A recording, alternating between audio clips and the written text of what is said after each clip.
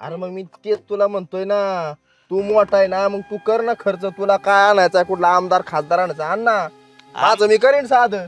साधं करीन म्हणजे बघितलं का हे असं आहे, म्हाताऱ्यावर जीवच नव्हता याचा. अरे वर्ष श्राद्धच करायचंय ना, असं कुठं लिहून ठेवलंय का लय मोठं वर्ष श्राद्ध केलं पाहिजे?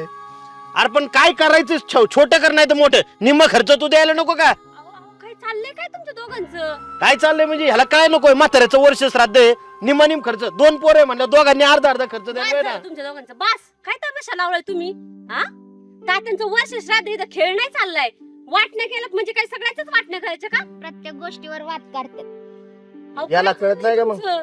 तुम्ही शांतच बसा भाऊची, आणि तुम्ही पण. निम्मा अरे खर्च मोठे नाही. भाऊ आहेत तुम्ही समजून सांगितलं पाहिजे त्यांना.